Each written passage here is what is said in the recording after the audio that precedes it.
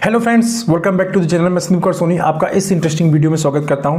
5 points ऐसे जो आज के टाइम पे अगर आप फार्मा स्टार्टअप रन कर रहे हैं, फार्मा स्टार्टअप कहने का मेरा सेंस यहाँ पे है फार्मास्यूटिकल मार्केटिंग कंपनी अगर आप रन कर रहे हैं या रन करने का सोच रहे हैं, या फिर आप पिछले 4-5 सालों से 10 सालों से फार्मा स्टार्टअप या फार्मा कंपनी आप रन कर रहे हैं मार्केटिंग के लिए स्पेशली, तो मैं आपको यहाँ 5 टिप्स बताऊंगा या 5 बातें आपसे मैं ऐसे शेयर करूंगा जो आपको अपनी कंपनी के अंदर 100% इंप्लीमेंट करना चाहिए। चाहे आप स्टार्टअप हो, चाहे आप शुरू करने का सोच रहे हो या फिर आप ऑलरेडी कर रहे हो, दोनों कंडीशन के अंदर। तो 5 पॉइंट कौन कौन से हैं, 5 बातें कौन कौन सी है। पहला है वो है आपको अपने प्रोडक्ट पोर्टफोलियो को डाइवर्सिफाई करना चाहिए। मैंने यही देखा है कि ज़्यादातर अभी प्रिस्क्रिप्शन मेडिसिन में सभी लोग काम कर रहे हैं और जब भी किसी को आना होता है मार्केटिंग के बारे में, जब भी कोई सोचता है तो वो सिर्फ और सिर्फ प्रिस्क्रिप्शन मेडिसिन के बारे में ही सोचता है, बाकी जबकि इसके अलावा बहुत कुछ करने को, लेकिन हम वहाँ पर नहीं सोचते हैं, राइट। तो पहला नंबर यही आपको करना है, पहला काम कि अपने प्रोडक्ट को डाइवर्सिफाई करिए, अपने प्रोडक्ट पोर्टफोलियो को डाइवर्सिफाई करिए। इसका कहने का क्या मतलब है? इसका कहने का मतलब यह है कि आप ओटीसी प्रोडक्ट में जाइए, कंज्यूमर प्रोडक्ट में जाइए, ज्यादा नहीं तो 1-2 प्रोडक्ट जरूर ओटीसी के अंदर रजिस्टर करिए जिसको कंज्यूमर को डायरेक्ट सेल किया जा सके, जिसको कंज्यूमर को डायरेक्ट दिया जा सके। स्टार्टिंग डेज में क्या करना है, आपको कंज्यूमर प्रोडक्ट को क्रिएट करना है, क्रिएट करने के बाद उसको प्रिस्क्रिप्शन के थ्रू भी सेल करना है, एज वेल एज उसको आपको डायरेक्ट ओटीसी की कैटेगरी में, डायरेक्ट मेडिकल स्टोर की बात करें, ऑनलाइन स्टोर में बात करें, जहां से पॉसिबिलिटीज है वहां के थ्रू आपको सेल करना चाहिए। मींस अपने प्रोडक्ट पोर्टफोलियो को डाइवर्सिफाई करिए, पहला। दूसरा है मेक प्रेजेंस ऑनलाइन। ऑनलाइन मैंने देखा बहुत सारी कंपनीज ऐसी हैं जिन्होंने स्पेशली मगर स्टार्टअप की बात करूं तो आप लोगों ने क्या किया है कि सभी लोगों ने वेबसाइट तो सभी बनाया, अपनी वेबसाइट बना लिया है, ईमेल आईडी बना लिया है, लेकिन वो अपडेटेड नहीं है। फार्मा की ये बहुत बड़ी प्रॉब्लम है। मैंने देखा बहुत से अच्छी बड़ी बड़ी कंपनीज की जो वेबसाइट होती हैं वो अपडेटेड नहीं है। मतलब जो शायद 1000 करोड़ की भी कंपनी की मैं बात करूं तो फार्मा ने इस मामले में बहुत पीछे है, हेरिडिटी सिस्टम यहां पे है। तो आपको यहां पे ना अभी जरूरत है अपने साइट को बिल्कुल अपडेट करने की, मींस अपने जो प्रेजेंस है ऑनलाइन ना उसको स्ट्रॉन्ग करने की जरूरत है। तो अपने वेबसाइट को बिल्कुल अप टू डेटेड रखिए। अगर आप स्टार्टअप हैं, ठीक है, आप 4-5 सालों से काम कर रहे हैं और अपडेट नहीं किया, अपडेट करिए। प्लस अगर पॉसिबल है तो वहां पे ब्लॉक डालिए आप, मींस वहां पे डेली उसको अपडेट करिए, कोशिश करिए, जो कि बहुत आसान होता है। इसको मोबाइल के थ्रू भी कर सकते हैं। अगर आपने किसी और से वेबसाइट बनाया, आपको कुछ भी टेक्निकल नॉलेज नहीं है तो आपका अगर वेबसाइट वर्डप्रेस पे बना हुआ है, नहीं बना है तो जब वेबसाइट बनवाइएगा तो वर्डप्रेस के ऊपर बनवाइएगा और मोबाइल के अंदर वर्डप्रेस का ऐप इंस्टॉल करके इजीली आप खुद ही चाहें तो उसको कर सकते हैं। जैसे आप फेसबुक चलाते हैं, व्हाट्सएप चलाते हैं, बिल्कुल ऐसे ही अपने वेबसाइट को भी हैंडल कर सकते हैं। अब बहुत स्मॉल सी चीजें वहां पे डाल सकते हैं, राइट। सेकंड, थर्ड, आपको क्या काम करना है, make strong presence on social media. Social media पे अभी आप क्या हो रहा है, यूज हो रहा है। सोशल मीडिया एक्चुअली आपको यूज कर रहा है, बट एज ए एंटरप्रेन्योर ना ये आज के टाइम का ना बहुत बड़ा और बहुत ही स्ट्रॉन्ग टूल है, बहुत ही पावरफुल टूल है, जिसकी वजह से ना अपने आप प्रोडक्ट को नेक्स्ट लेवल पे लेके जा सकते हैं, कंपनी की इमेज को नेक्स्ट लेवल लेके जा सकते हैं।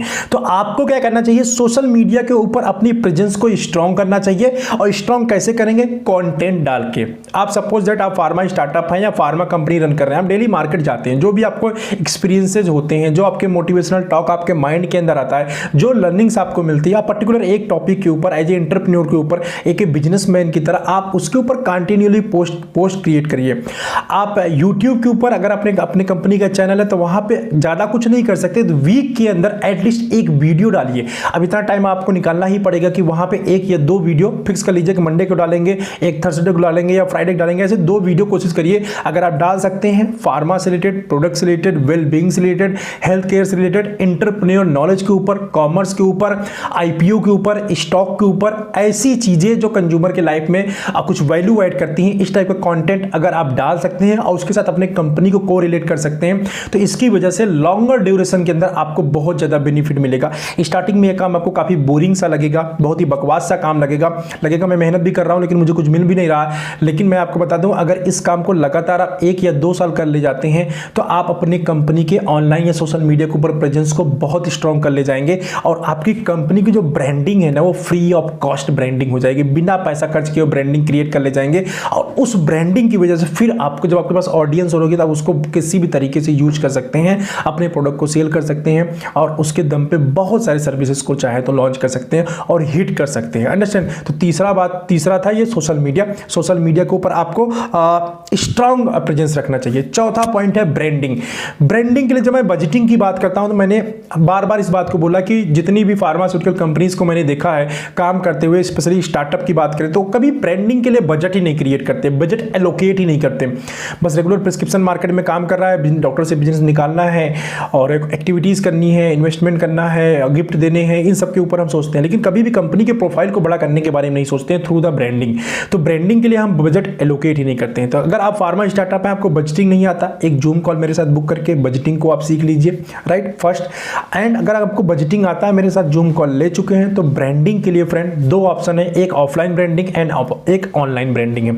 ऑनलाइन ब्रांडिंग, ऑफलाइन ब्रांडिंग आपको मैं बता चुका हूं, बहुत सारे चीजें हम कर सकते हैं, यहां पे मैं वो डिस्कस नहीं करूंगा, बट मैं ऑनलाइन ब्रांडिंग के बारे में यहां पे करूंगा। आप जो मैंने आपको सोशल मीडिया प्रोफाइल अभी मैंने क्रिएट करने की बात की, यहां पे आप ऐड के थ्रू ऑडियंस को ऐड कर सकते हैं, अपने प्रोफाइल को स्ट्रॉन्ग कर सकते हैं, कुछ सोशल मैसेज दे सकते हैं, राइट, जिससे आपकी कंपनी का नाम बढ़ेगा। नाम बढ़ेगा ना, नाम बढ़ा कर लिया ना, उससे हम बहुत कुछ कर सकते हैं, फिर आपके पास बहुत ज्यादा पावर हो जाता है, फिर कोई भी प्रोडक्ट लेके आएंगे ना, उसकी हिट होने के चांसेस कई गुना ज्यादा हो जाते हैं, एज वेल एज वो कस्टमर तक बहुत इजीली रीच कर जाता है। उसके लिए किसी को कन्विंस नहीं करना पड़ता कि यार मेरा प्रोडक्ट कैसा है, प्रोडक्ट कैसा नहीं है। एक बार अगर कंपनी की नाम अगर मैं सिप्ला की बात करूं, सिप्ला कोई मेडिसिन लेकर दिया, कभी नहीं सोचेगा कि यार इसके अंदर क्वालिटी अच्छी होगी या नहीं होगी, लेकिन वही अभी किसी स्मॉल स्टार्टअप की बात करें तो वहां डाउट क्रिएट हो जाता है, राइट। जबकि दोनों के अंदर रिजल्ट नहीं मिलेगा, दोनों के अंदर साल्ट अगर सेम है तो सिंपल सी बात है, रिजल्ट मिलेगा, राइट।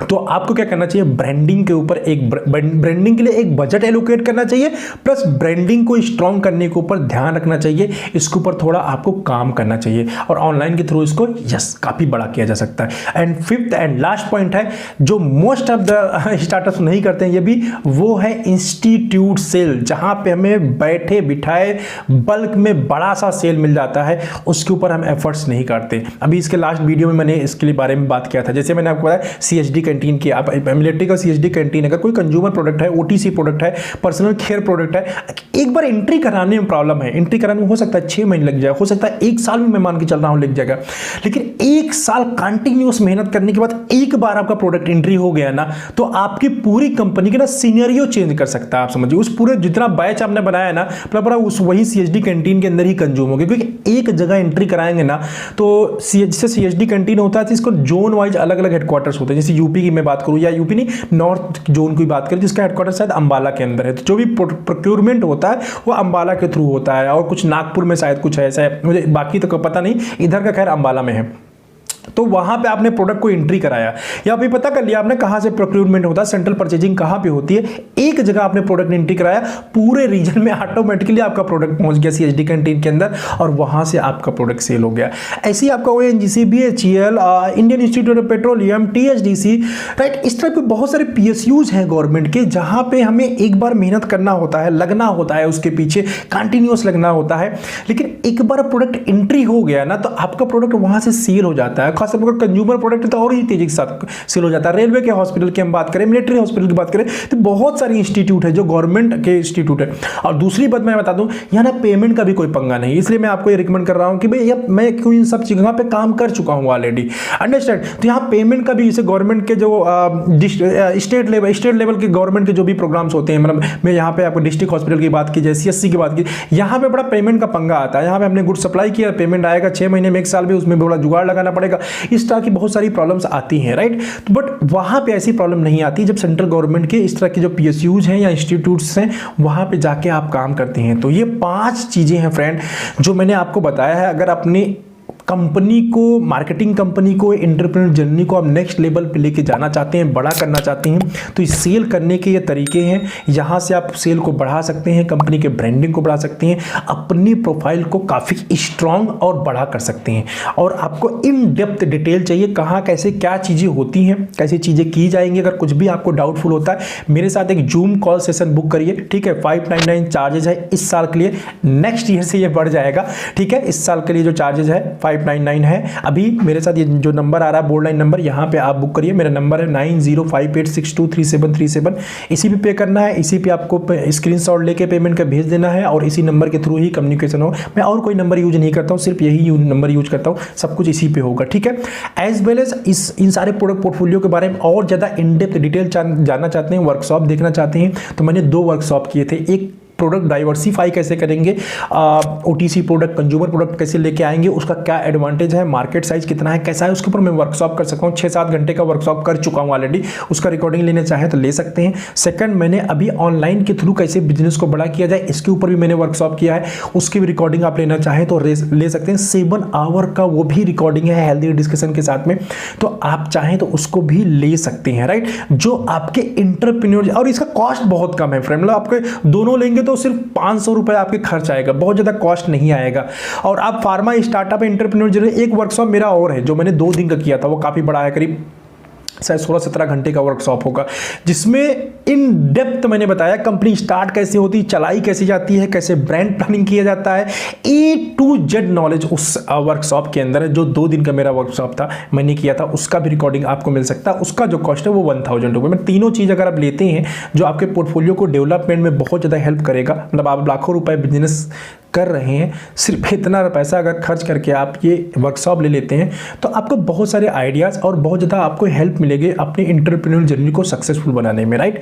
तो चलिए बस इस वीडियो में इतना ही। 5 पॉइंट को ध्यान रखिएगा। इंपॉर्टेंट ये है कि इन 5 पॉइंट का ध्यान रखिए, इसको लर्न करिए, इसके बारे में जरा सोचिए, क्योंकि सोचते ही नहीं है। मैंने वर्कशॉप के अंदर ये देखा, लोग सोचते ही नहीं है डेवलप करने के बारे में। तो सोचिए, अब करने का प्लान करिए, आपको बहुत ज़्यादा हेल्प मिलेगा फ्यूचर में। आज के 5 साल बाद की मैं आपको चीज़ बता रहा हूँ, अगर आप अभी करना शुरू करेंगे, इसको इंप्लीमेंट करेंगे फ्रेंड, 5 साल बाद आपको बहुत बड़ा चेंज नजर आएगा, मैसिव चेंज नजर आएगा आपको अपने फील्ड के अंदर, राइट, अपनी एंटरप्रेन्योर जर्नी में। चलिए बस इस वीडियो में इतना ही, मिलते हैं आपसे ऐसे ही किसी इंटरेस्टिंग वीडियो में नेक्स्ट टाइम। बाय।